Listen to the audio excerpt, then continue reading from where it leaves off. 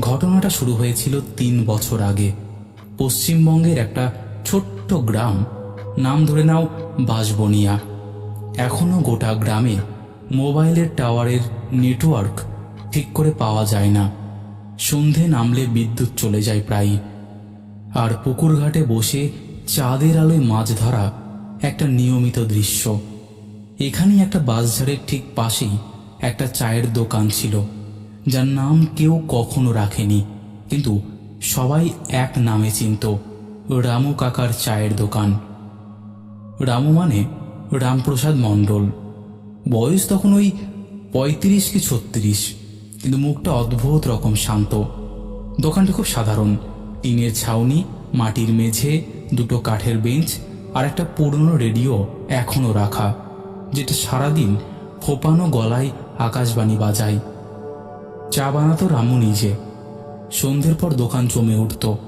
গ্রামের মোড়ল থেকে শুরু করে লাটু, পাগলা রঘু, স্কুলের মাস্টারমশাই আর 2-1 বাইরের পথিক, সবাই সেখানে 1 কাপ চায়ে ভিজে যেত। সবকিছু নর্মালি চলছিল, যদি না 2022 সালের অক্টোবর মাসের মাঝামাঝি একটা অদ্ভুত ব্যাপার না ঘটত। তখন দশেরা শেষ, কিন্তু কালী পুজো এখনো আসেনি। গায়ের অনেকেই তখন শহরে কাজ করতে চলে গেছে, ফলে রাতের আড্ডাগুলো অনেকটা ফাঁকা হতে শুরু করলো। আমি তখন প্রায় রোজই যেতাম রামু কাকার চায়ের দোকানে। তখন আমি কলেজে পড়ি। হোস্টেলের থাকার টায়ার্ডনেস নিয়ে গ্রামে ফিরেছি ছুটিতে। সেই রাতে, যেটা এখনো আমার স্মৃতিতে কুয়াশার মতো ঢেকে আছে, সেটাই আমি বলছি। দোকানে শুধু আমি, রামু কাকা আর পাগলা রঘু ছিলাম। রামু কাকা তখন চা বসাচ্ছে। হঠাৎ বলে উঠল, কিরে, জানিস এই দোকানটা আগে এখানে ছিল না? আমি কিচ্ছু বলিনি, রঘুও না, কারণ আমরা জানি রামু কাকা কখনো অতীত নিয়ে কথা বলে না।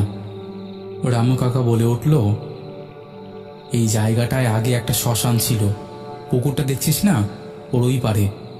আমি তখন ছোট ছিলাম, বাবার সঙ্গে গিয়েছিলাম একবার রাতের দিকে।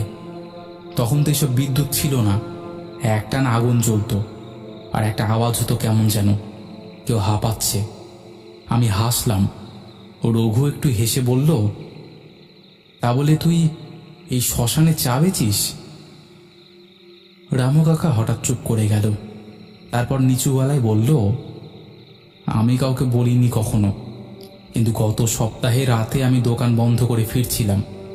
হঠাৎ দেখলাম দোকানের বেঞ্চে একজন বসে আছে। পেছনে ঘুরে বলল, 1 কাপ চা দেবে?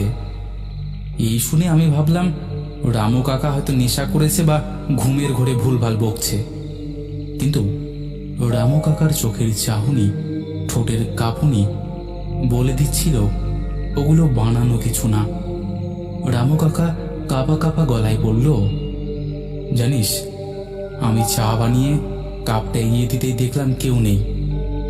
আমি আর রঘু হেসে উড়িয়ে দিলাম ব্যাপারটা, কিন্তু তারপর থেকে প্রতিদিন কিছু না কিছু ঘটতে শুরু করলো। প্রথমে রেডিওটা নিজে নিজে খুলে যেত মাঝরাতে, দোকানের বেঞ্চ নড়ত, ছাতাটা রাতে হঠাৎ পড়ে যেত। কেউ না কেউ রামু কাকাকে বলতো দোকানের আলোটা রাত 3টেই জ্বলতে দেখি আমি, অথচ সে তখন বাড়িতেই থাকতো। একদিন আমি নিজে দেখলাম, রাত প্রায় 3টে, হঠাৎ ঘুমটা ভেঙে গেল। জানলা দিয়ে তাকিয়ে দেখি দোকানে হালকা আলো জ্বলছে। ভাবলাম কেউ বুঝি বসে আছে। চুপচাপ পায়ের আওয়াজ ছাড়াই বেরিয়ে গিয়ে দেখি দোকানে কেউ নেই, কিন্তু চুল্লিতে আগুনের আঁচ রয়ে গেছে। সেই রাতেই সিদ্ধান্ত নিই, আমি একদিন পুরো রাত জেগে থাকবো দোকানে, নিজের চোখে সবটা দেখব। সেই রাতেই দোকানে রয়ে গেলাম রামু কাকার সঙ্গে। রামু কাকা প্রথমে রাজি হচ্ছিল না, বলছিল, থাক, তুই ছোট ছেলে, কি না কি দেখবি, ভয় পেয়ে যাবি। কিন্তু আমি জোর করলাম। শেষ পর্যন্ত একটা পুরনো কম্বল নিয়ে দোকানের বেঞ্চে শুয়ে পড়লাম। কাকা ততক্ষণে চুল্লি নিভিয়ে দিয়েছে। চারিদিকে নিস্তব্ধতা। রাত তখন 2:30 বাজে। বাঁশঝাড়ে বাতাস লাগছে। পাতাগুলোর হালকা কাঁপুনি একটা অদ্ভুত শব্দ তৈরি করছিল, ঠিক যেন কেউ ধীরে ধীরে হেঁটে আসছে শুকনো পাতাটা মারিয়ে। আমি ঘুমানোর ভান করছিলাম, চোখ আধ খোলা। রামু বেঞ্চে বসে রেডিওর পাশে একটানা তাকিয়ে আছে। হঠাৎ একটা ঠক করে শব্দ, যেন কাপে চামচ পড়ল। আমি চট করে উঠে বসে পড়লাম। দোকানের কাউন্টারে একটা কাপ পড়ে আছে, একেবারে মাঝখানে, কিন্তু সেটা তো ওখানে ছিল না। আমি নিজে খালি করে রেখে দিয়েছিলাম সব কাপ। রামু কাকা উঠে গিয়ে চুপচাপ কাপটা দেখল, তারপর বলে উঠল, এটাই তো সেই কাপ। ওই রাতেও কি? এটুকু শুনতেই আমার বুকটা ধপ করে উঠল। আমি বললাম, তাহলে তুই কি করছিলি সেদিন? কাকা উত্তর দিল না, শুধু নিচু গলায় বলল, সেদিন আমি ভেবেছিলাম শেষবার। আমি বললাম, শেষবার? কি শেষবার? সে বলল, শেষবার চা বানিয়েছিলাম ওর জন্য। আমি জোর করে গাটা ঝাড়া দিয়ে উঠলাম। একটা ঝিঝি পোকার শব্দ এখন স্পষ্ট। তার মাঝে আমি শুনতে পেলাম ধাতব কিছু ঘষার মতো শব্দ, যেন চুল্লিতে লোহার হাড়ি ঠোকা হচ্ছে, কিন্তু দোকানে তো কেউ নেই। আমার বুকটা কেঁপে উঠল। আমি রামু কাকার দিকে তাকালাম। কাকার ঠোঁট কাঁপছে। তারপর হঠাৎ একটা ফিসফিসে আওয়াজ, ঠিক যেন কোনো বৃদ্ধা গলায় বলছে, চাটা বানিয়ে দে না, আবার আসবো। আমার মাথার ভেতর গুলিয়ে উঠল। হঠাৎ ধপ করে বাতাসে একটা ছায়া ছুঁয়ে গেল দোকানের ভেতর। আমি কাউকেই দেখতে পাইনি, কিন্তু জানি কিছু একটা ছিল। দোকানের বাইরে সেই বাঁশঝাড়টা কাঁপছে, অথচ বাতাস নেই। আমি বলতে চাইছিলাম কিছু, কিন্তু গলা দিয়ে শব্দ বেরোয় না। কাঁপা কাঁপা গলায় ফিসফিস করে বলল, ও ও আবার এসেছে। আমি জানতাম ও আসবে। কালী পুজোর আগেই ও সব সময় আসে। আমি ধপ করে বসে পড়লাম। কাকা হঠাৎ চুল্লি জ্বালাতে শুরু করলো। আমি বললাম, কি করছো? সে বলল, চা বানাবো, না বানালে যেতে দেবে না। আমি কিছু বোঝার আগেই দেখলাম ভাপ ওঠা কাপটা কাউন্টারে রেখে সে একটু পেছনে সরে গেল। হঠাৎ কাপটা নিজে থেকে একটু নড়ল। আমি স্পষ্ট দেখলাম সেই বেঞ্চে বা সেখানে কেউ ছিল না, কিন্তু কাপটা পৌঁছানোর পর একটা ভারী নিঃশ্বাসের শব্দ পাওয়া গেল। আমার রক্ত হিম হয়ে গেল। আমি চিৎকার করে উঠতে যাচ্ছিলাম।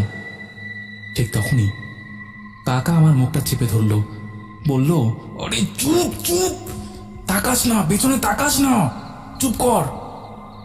আমরা দুজন হঠাৎ স্তব্ধ হয়ে বসে থাকলাম, যেন কোনো পরীক্ষায় পাশ করার চেষ্টা করছি। ঠিক তখনই একটা বুড়োর গলার কাশি শোনা গেল, ধরো যেন কোনো কুষ্ঠ রোগীর শুকনো গলা, কিন্তু তার মধ্যেও চায়ের আরামের ছোঁয়া। সে রাতে আমরা কেউই আর ঘুমোতে পারিনি। ভোরের দিকে একটা পাখির ডাক শোনা গেল, তার সঙ্গে সঙ্গে কুয়াশা সরতে লাগলো। তখন দেখি কাপটা খালি হয়ে ঠিক আগের মতো আগের জায়গায় রাখা, এক ফোঁটাও চা নেই। রামু কাকা তখন নিচু গলায় বলল, এই দোকানটা আমি একা চালাই না রে, এখানে একজন আছে।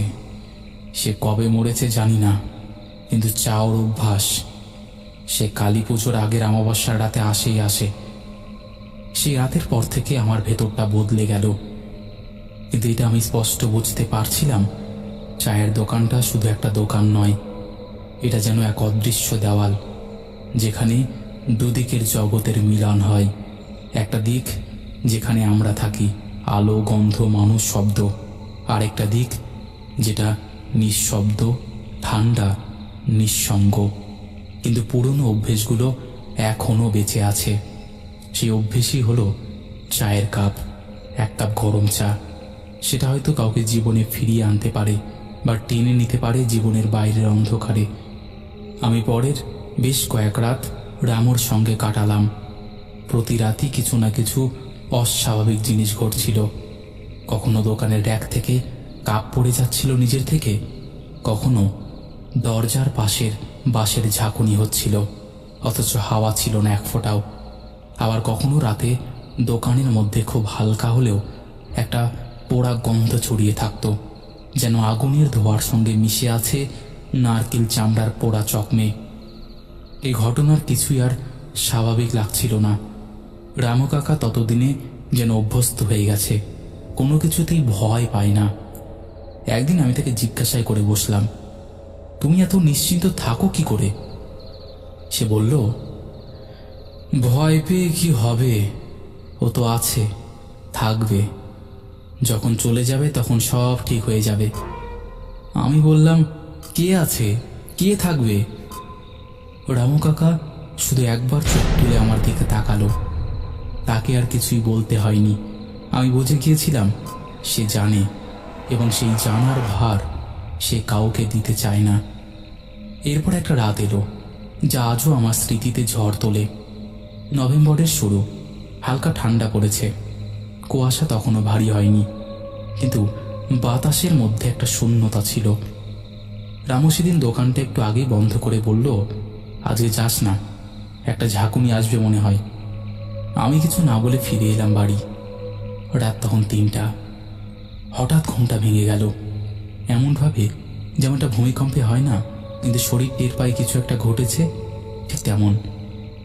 জানলা দিয়ে তাকিয়ে দেখি দোকানের আলো জ্বলছে। আমি দৌড়ে বেরিয়ে গেলাম। রাস্তাটা তখন হালকা কুয়াশায় ঢাকা, কিন্তু বাতাস নেই। দোকানের সামনে এসে দেখি ভেতরে কেউ বসে নেই, অথচ চুল্লিতে আগুনও জ্বলছে। আর ঠিক তখনই দোকানের বেঞ্চের একপাশে খুব ধীরে ধীরে ঘোলা ধোয়ার মতো কিছু একটা জমা হতে লাগলো।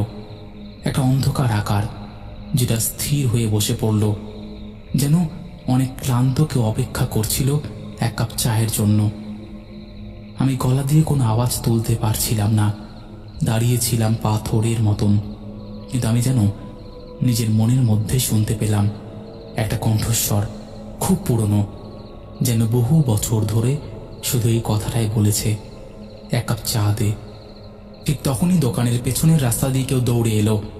রামু কাকা সে হাওয়ার মধ্যে চুল্লির সামনে দাঁড়িয়ে গেল, গলায় একটু কাপড়ই নেই। সে ধীরে ধীরে আগুনে জল বসিয়ে চা বানাতে লাগলো। আমি দেখছিলাম সময় যেন থেমে গেছে। এক কাপ চা রেখে রামু কাকা একটু পেছনে দাঁড়ালো। সে রাতে আমি আর কিছুই বলিনি, কিছু বুঝিনি, কিছু দেখিনি।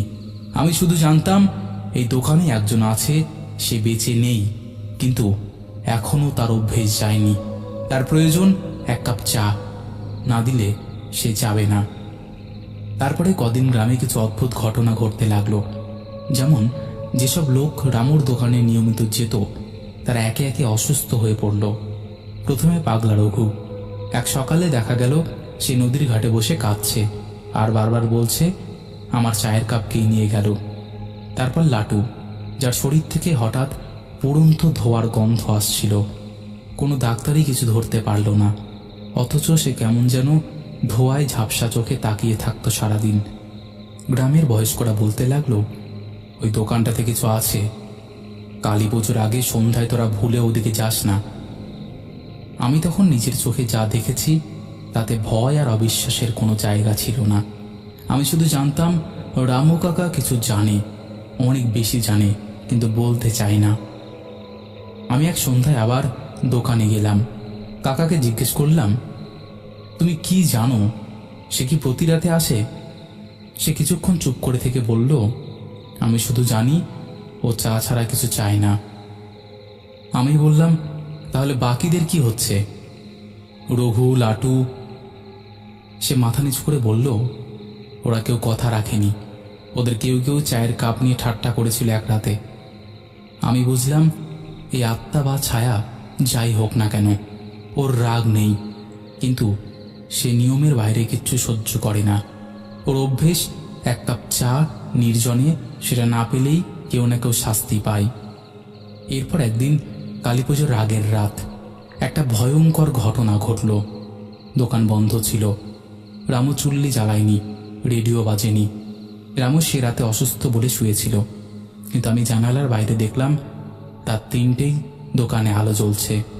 কেউ একজন বসে আছে সেই শেষ বেঞ্চে, কাপ নেই, চা নেই, শুধু বসে আছে। আমি আর নিজেকে থামাতে পারলাম না, গা ছমছমে ঠান্ডায় বাইরে বেরিয়ে গেলাম। গিয়ে দাঁড়ালাম দোকানের গেটে।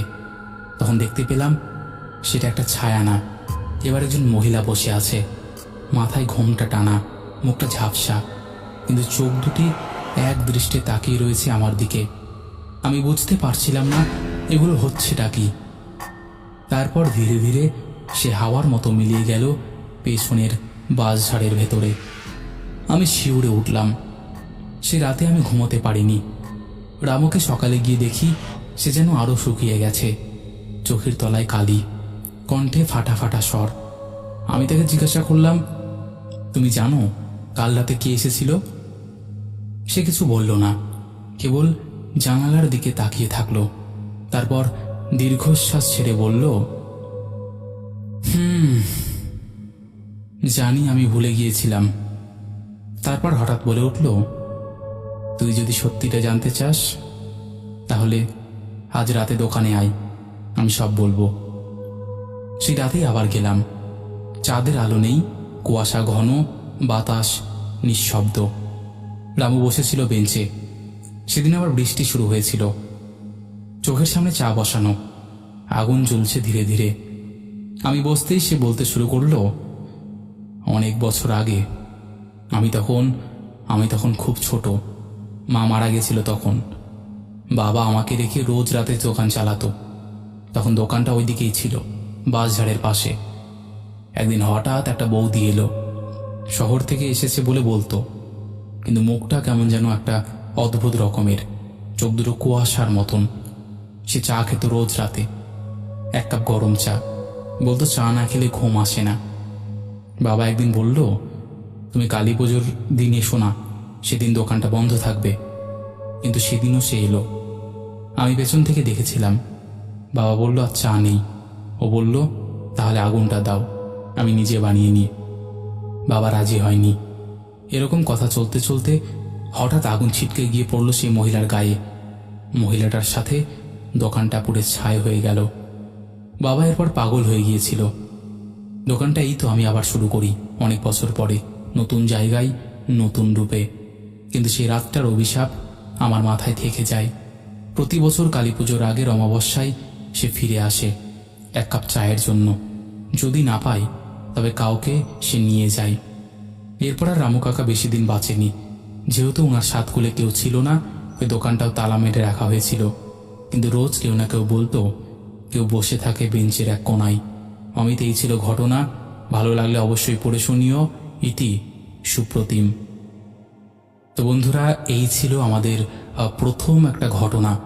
সত্যি ঘটনাটা শুনে গাটা কেমন শিরশির করছিল। আমার তো করছিল, আমি তোমাদের বলতে পারবো না, বাট সত্যি কথা বলতে আমার গাটা শিরশির করছিল। আশা করছি ঘটনাটি তোমাদের ভালো লেগেছে। কেমন লেগেছে অবশ্যই তোমরা সেটা কমেন্ট করে জানিয়ে দিও। তোমাদের মধ্যে এখনও যারা এই পরিবারে যুক্ত হওনি তারা যুক্ত হয়ে যেও। যারা ভাবছো ঘটনা শেয়ার করবো কিনা, তারা একদম দেরি না করে ঘটনাটা শেয়ার করে দিও। আর একটা কথা, ভৌতিক কথা কিন্তু কোনো রকম অন্ধবিশ্বাস, কোনো রকম কুসংস্কার বা কোনো রকম নেগেটিভিটিকে প্রচার করে না। ভৌতিক কথার কাজ শুধুমাত্র মানুষের জীবনে ঘটে যাওয়া ঘটনা সবার সামনে তুলে ধরা, নচেত আর কোনো উদ্দেশ্য নেই। তাই যারা বিশ্বাস করছো না তারা এগুলোকে এন্টারটেইনমেন্ট হিসেবেই নিয়ে নাও। চলো এবার আমরা শুরু করে দিই পরের ঘটনা। বিকেল গড়িয়ে সন্ধ্যা। সেই শীতকালের শেষ ভাগ, ফেব্রুয়ারির প্রথম সপ্তাহ। আকাশে মেঘ নেই, কিন্তু বাতাসে কুয়াশার ঘ্রাণ, ট্রেনের ধোঁয়া আর শুকনো পাতার শব্দ মিলিয়ে এক অদ্ভুত নিস্তব্ধতা। পূর্ব রেলের একেবারে শেষের দিকে ঝাড়গ্রাম জেলার একটা পুরনো স্টেশন, নাম স্টেশন নাম্বার 13। এখন সে নামে কেউ চেনে না। সরকারি মানচিত্রে তার নাম বুডুহিলিহান্ট, কিন্তু আদতে এখানে কোনো ট্রেন থামে না। তবে এক সময় থামতো, এবং যা কিছু ঘটেছিল তা সেই সময়েরই পরিণতি। স্টেশনটি রেলের বুকিং তালিকা থেকে বাদ পড়েছে প্রায় 10 বছর, কিন্তু রেল লাইন এখনো চালু আছে। মালগাড়ি যায়, মাঝে মাঝে টেস্ট রানে লোকালও। তবে মানুষ নামা ওঠা করে না, কারণ এখানে মানুষ থাকে না। রেলের পক্ষ থেকে একজন নাইট গার্ড নিযুক্ত করা হয় প্রতি 6 মাস অন্তর অন্তর বদলির ভিত্তিতে। এই পোস্টিংটা একরকম শান্তির পোস্টিং। সেখানে লোকজন যেতে চায় না, কারণ এখানে কেউ ঠিকমতো থাকতে পারে না। 2021 সালের জানুয়ারি মাসে সেই নাইট গার্ড হিসেবে নিযুক্ত হন সুরেন মল্লিক। বয়স 25, সদ্য রেলের চাকরি পেয়েছেন। প্রথম পোস্টিং বর্ধমানে হলেও দ্বিতীয় পোস্টিংয়েই পাঠিয়ে দেওয়া হলো এই স্টেশন নাম্বার 13-এ। সুরেন ভেবেছিলেন ছোট্ট একটা স্টেশন, বেশি কাজ নেই, শুধু রাতে পেট্রোল, তাই সুযোগ ভালো। কিন্তু জয়েনিংয়ের প্রথম রাতেই তিনি বুঝে গিয়েছিলেন কিছু একটা ঠিক নেই।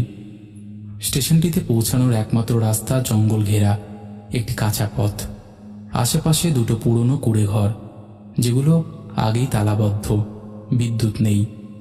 রেল কেবিনটি ঘুমানোর জায়গা, মাটির বিছানা আর একখানা টর্চ লাইট। প্রথম রাতে রাত 2টো নাগাদ বাইরে হঠাৎ শব্দ হয়, যেন কেউ প্ল্যাটফর্মে হাঁটছে ধীরে ধীরে। সুরেন জানলার ফাঁক দিয়ে দেখেন অন্ধকারে কুয়াশার মধ্যেই একটা ছায়ামূর্তি ধীরে ধীরে হাঁটছে। সে ডাকতে গিয়েও গলা খুঁজে পায় না।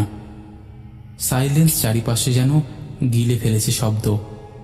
ওই ছায়াটা প্ল্যাটফর্মের শেষ মাথায় গিয়ে বসে পড়ে, আর নড়ে না। পরদিন সকালে সেখানে কিছুই ছিল না। নতুন চাকরি, ভয় পাওয়া দেখালে বদনাম হবে। তবে এরপর প্রতি রাতে তিনি ওই একই ছায়ামূর্তিকে দেখতে পান। প্ল্যাটফর্মে একবার আসে, বসে পড়ে, তারপর গায়েব হয়ে যায়। ঠিক রাত 2:45-এর সময় তৃতীয় রাতে তার টর্চ লাইট হঠাৎ বন্ধ হয়ে যায়। ম্যানুয়াল খোলার জন্য বাইরে যাওয়ার সময় তিনি লক্ষ্য করেন লাইনের ঠিক মাঝখানে কিছু একটা বসে আছে, মানুষের মতো, কিন্তু হাঁটুর উপরে মাথা, হাত ঝুলে পড়া, নিঃশব্দ, অশরীরীর মতন। সুরেন পেছন ফিরে কেবিনে ছুটে যান, দরজা বন্ধ করে ভেতরে বসে থাকেন। জানেন না ঘড়ির কাঁটা চলছে কিনা। ঘামে ভিজে যাচ্ছে জামা, যদিও তখন ফেব্রুয়ারির ঠান্ডা। দিন 5 এভাবেই যায়। ঘুম আসত না, চোখ বন্ধ করলেই দেখতেন সেই একই দৃশ্য। একদিন দুপুরে তিনি বাজারে গিয়েছিলেন। দোকানদার এক বৃদ্ধ তাকে বললেন, আপনি ওই স্টেশনে থাকেন? আপনি কি জানেন 2009 সালে একটা ট্রেন দুর্ঘটনা হয়েছিল ওই প্ল্যাটফর্মে? সুরেন জানতেন না। বৃদ্ধ কাঁপা কাঁপা গলায় বলল, সেই গাড়ির সব যাত্রী মরে গিয়েছিল, কিন্তু লাশের হিসাব মেলেনি। কয়েকটা দেহ আজও পাওয়া যায়নি। প্ল্যাটফর্মের পাশে খাল ছিল। লোকজন বলতো খালে নাকি কারোর শরীর নামেনি, আত্মা রয়ে গেছে। সুরেন সেদিন বিকেলে ফিরে এসে খোঁজ করলেন পুরনো ফাইল, বুড়ো কেবিন বুক। তাতে পাওয়া গেল একটা রিপোর্ট, 13 নম্বর লোকাল গার্ডের দেহ উদ্ধার হয়নি। চালকের পায়ের পাতা আর কিছুই ছিল না। 2 জন যাত্রী নিখোঁজ। কোচ নম্বর S4 অদৃশ্য, কোনো সন্ধান পাওয়া যায়নি। প্ল্যাটফর্মের দক্ষিণ দিক কিছুটা দেবে গিয়েছে, খালের গতি হঠাৎ বদলে গেছে। সুরেন সেই রাতে কিছু খেতে পারেননি। ঘড়ির কাঁটায় গেল রাত তখন মোটামুটি 2:45 মতন। হঠাৎ সুরেন কাচের ভেতর থেকে দেখেন গার্ড কেবিনে কেউ দাঁড়িয়ে তাকিয়ে আছে, একদম ফাঁকা দৃষ্টিতে, সোজা তার দিকে। হাত তোলে খুব ধীরে। সুরেন অজ্ঞান হয়ে যায়। পরদিন সকালে সুরেনকে পাওয়া যায় কেবিনের বাইরে লাইনের পাশে, মুখ কালো, শরীর ঠান্ডা, তবে বেঁচে ছিলেন। তিনি চাকরি ছেড়ে দেন। জেলা জুড়ে আলোড়ন পড়ে। আবারও কেউ দেখেছে সেই 13 নম্বর গাড়ি। রেল বিভাগ সেই স্টেশনের বিদ্যুৎ সংযোগ বন্ধ করে দেয়, কেবিন তালাবদ্ধ করা হয়। এখন 2025 সাল। স্টেশন নাম্বার 13 নামে এখনো কোনো স্টেশন নেই। তবে যারা রাতে ট্রেন চালান তারা জানেন 2:45-এর সময় যদি হঠাৎ সিগন্যাল হালকা লালচে হয়ে যায় অথবা শূন্য লাইনে হুইসেল শোনা যায়, তবে বুঝতে হবে কেউ ফিরে এসেছে। কেউ হয়তো পৌঁছাতে পারেনি, আজও লাইন ধরে হাঁটছে।